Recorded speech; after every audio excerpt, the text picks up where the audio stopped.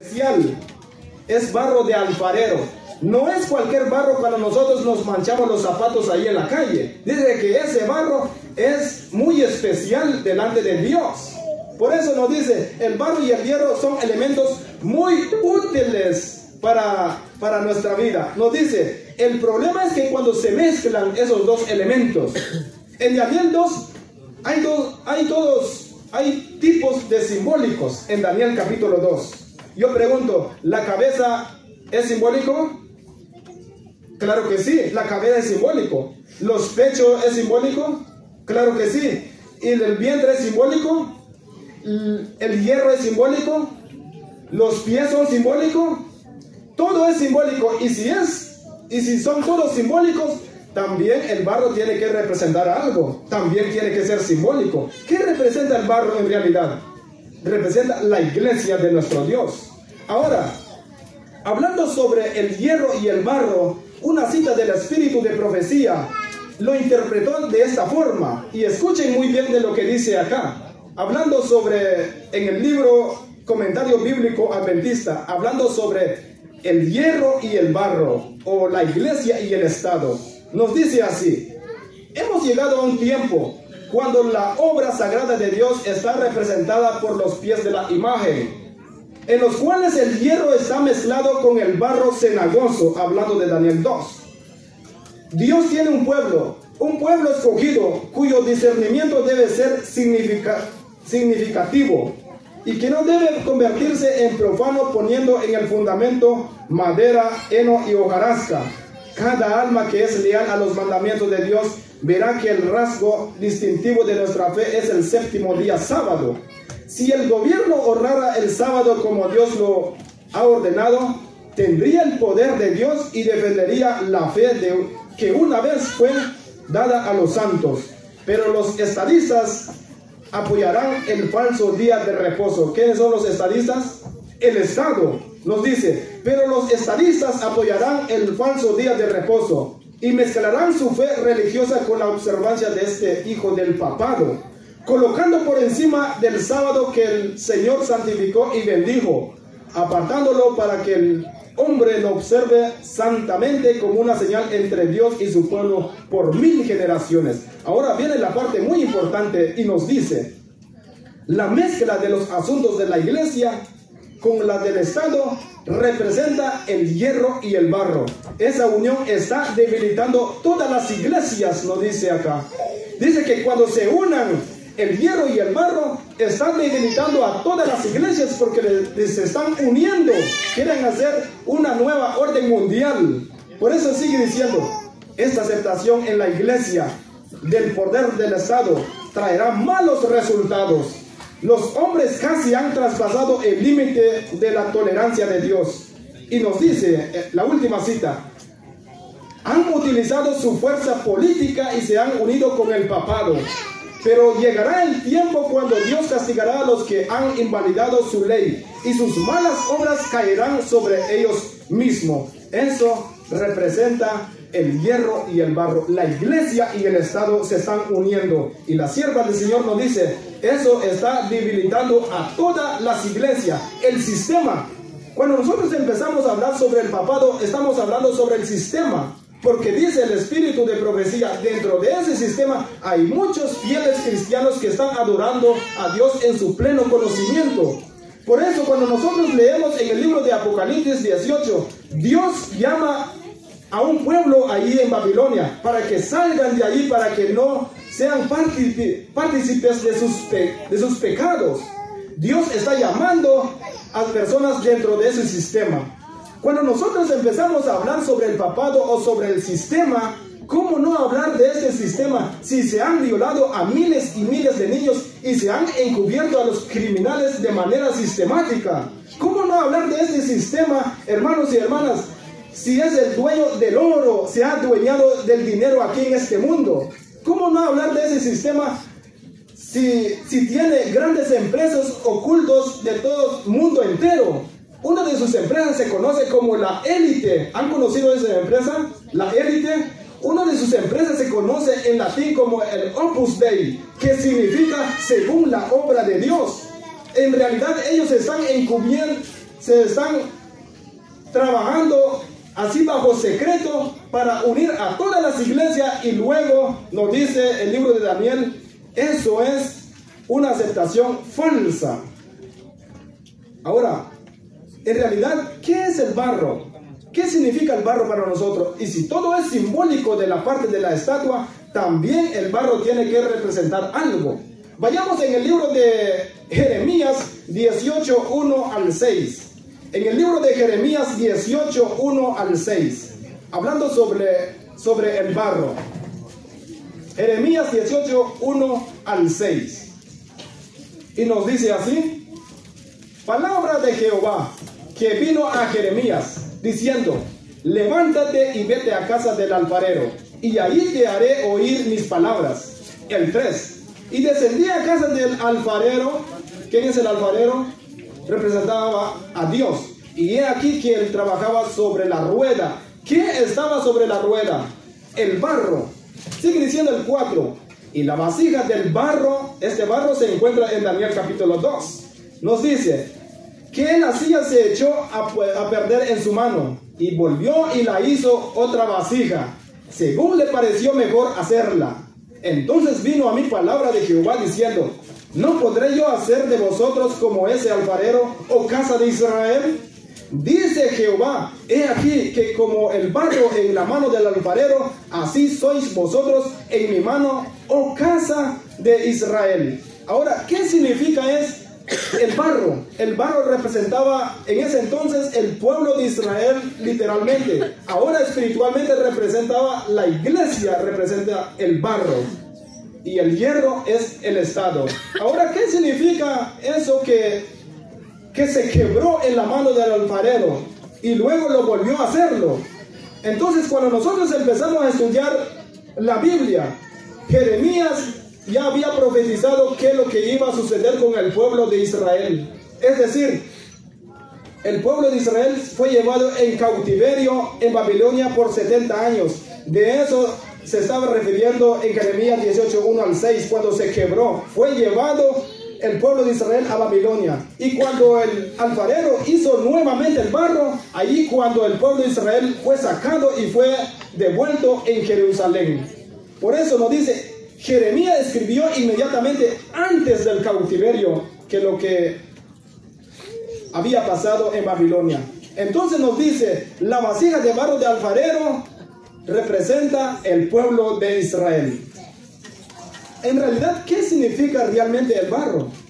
¿Será que realmente significa la iglesia o no? ¿Qué dice la Biblia sobre eso? Vayamos en el libro de Génesis 2:7. En el libro de Génesis 2:7. Vamos a leer el libro de Génesis 2:7, hablando sobre cómo nosotros fuimos criados. Nos dice así: entonces Jehová Dios formó al hombre, ¿de qué, hermanos? Del polvo. Eso no es cualquier polvo. Cuando usted quiere hacer algo con el polvo, se desborona, ¿verdad? Entonces, ese tiene que ser un polvo especial, tiene que ser barro. Nos dice, entonces Jehová Dios formó al hombre del polvo de la tierra, y sopló en su nariz aliento de vida, y fue el hombre un ser viviente. Ahora, para comprobar, vayamos en Isaías 64:8. En el libro de Isaías 64:8, hablando sobre el polvo de Génesis 2:7.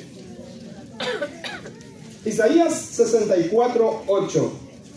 Y nos dice así: ahora pues, Jehová, tú eres nuestro Padre, y nosotros ¿qué?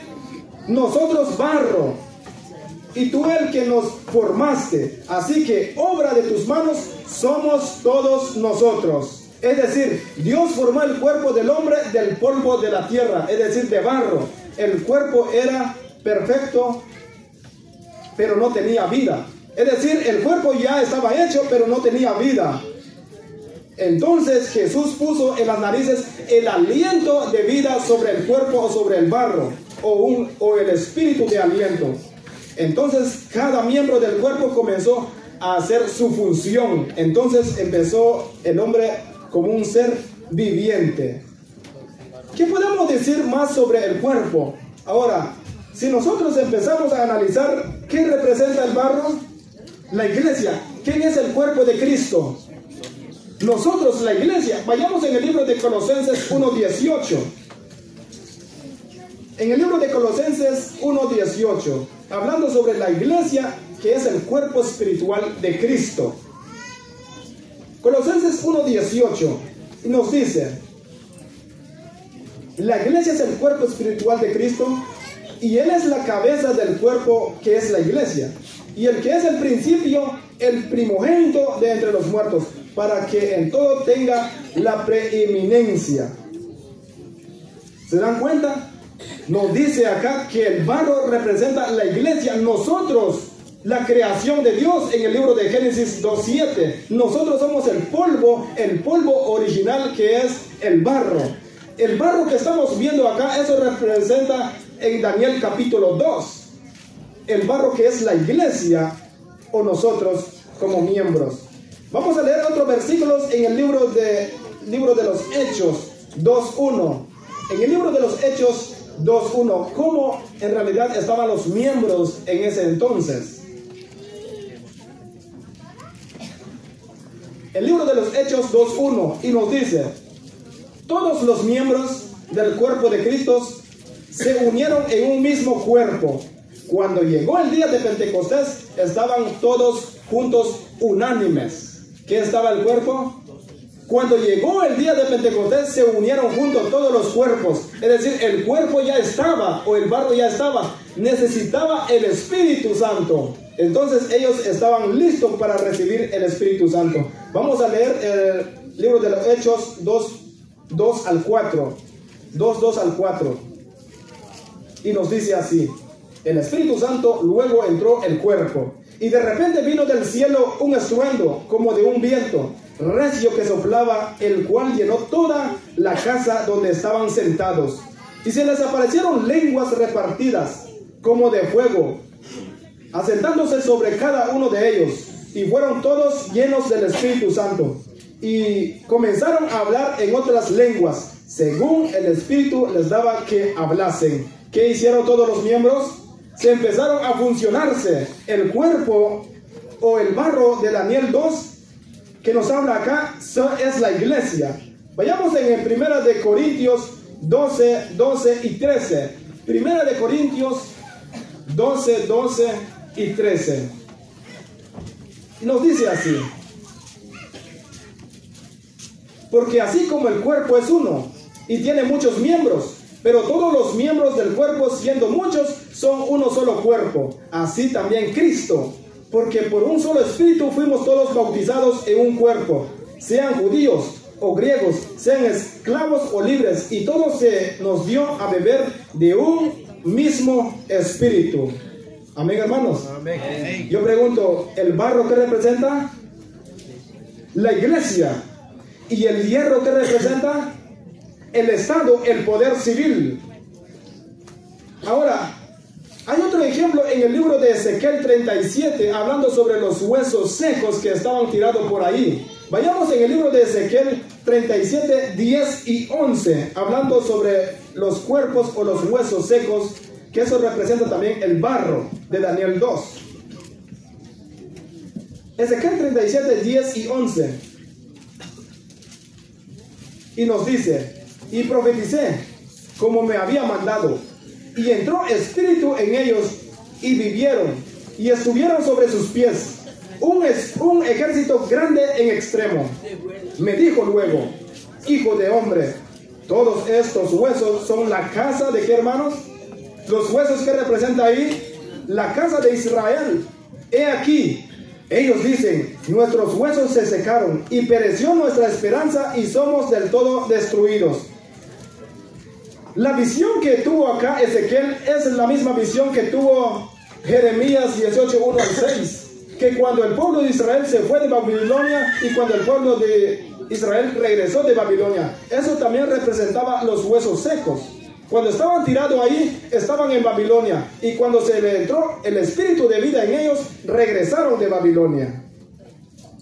En realidad, la iglesia que representa de Daniel capítulo 2, o el barro, ¿qué más significado tiene? Vayamos en el libro de Apocalipsis 17, El libro de Apocalipsis 17, 1 y 2.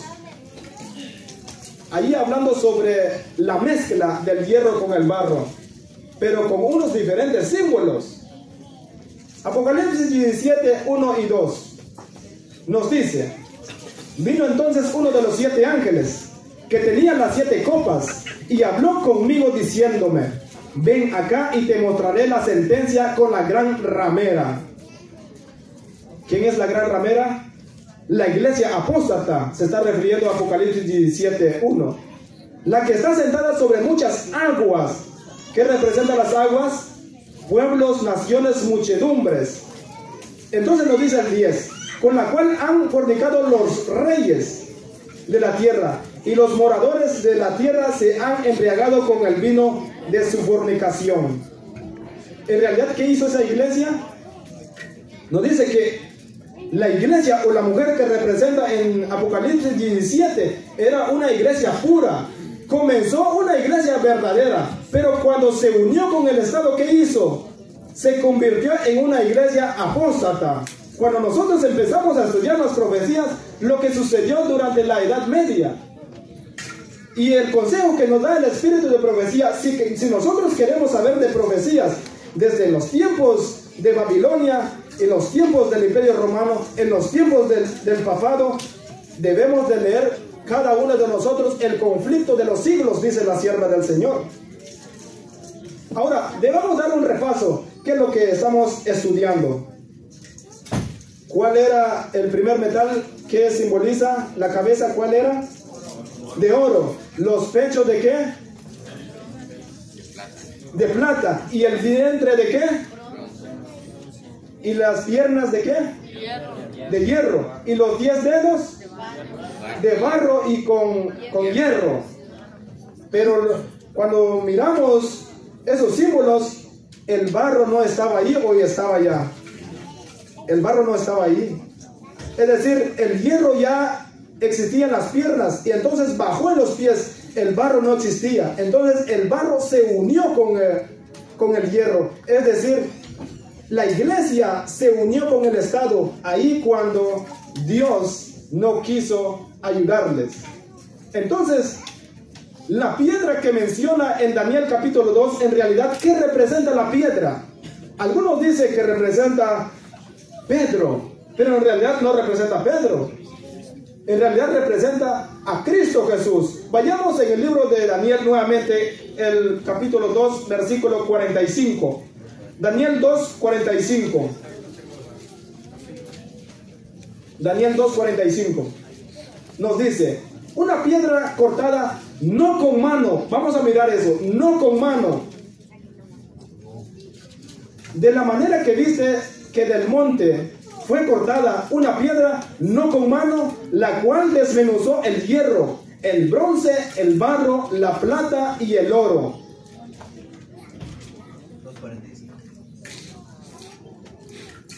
El gran Dios que has visto, nos dice el libro de Daniel, que vio. Dice que el hierro que representa acá es Roma imperial o Roma cuando Jesús estaba viviendo aquí en este mundo. Eso representaba el hierro.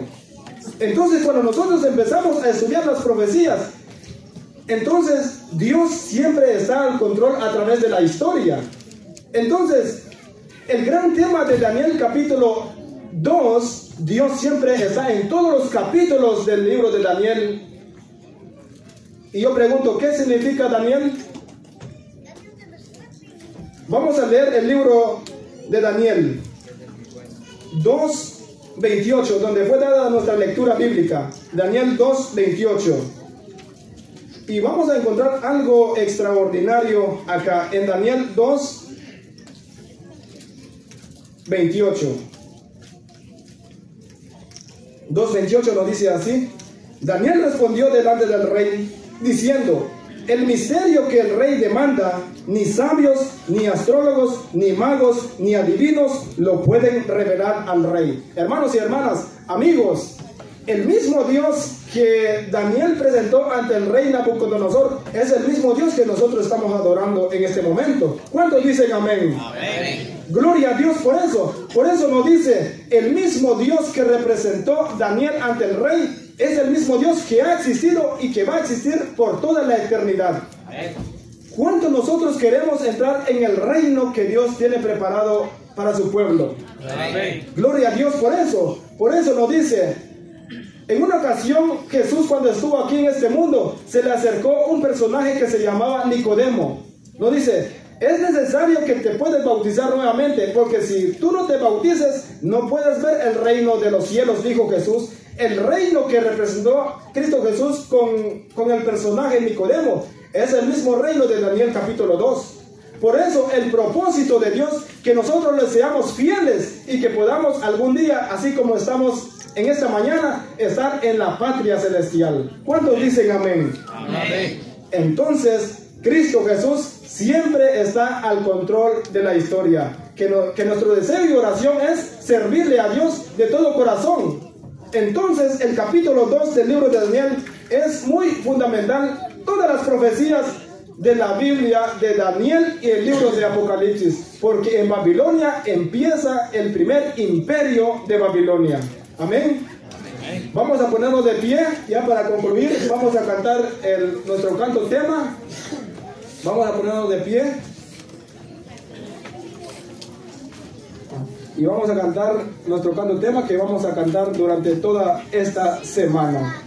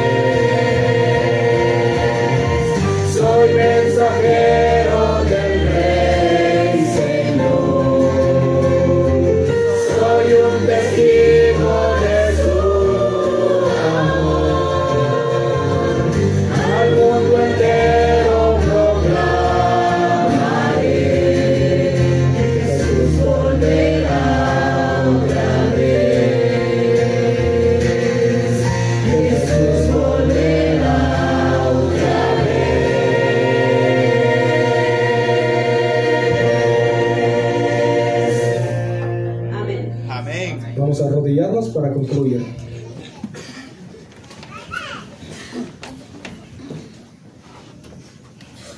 Nuestro Padre, nuestro buen Dios, gracias Señor, porque aquí estamos, un grupo de tus hijos. Te pedimos misericordia delante de ti, oh Padre.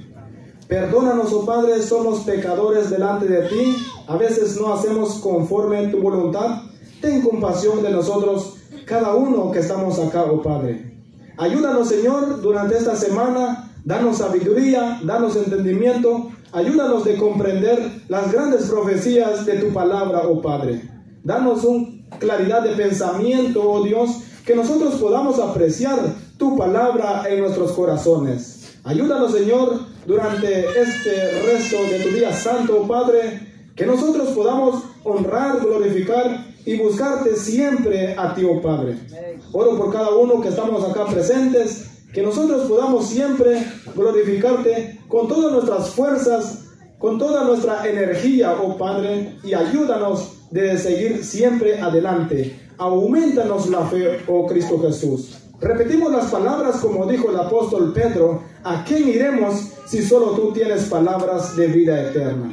Gracias por escucharnos, en el nombre de tu Hijo amado. Amén y amén.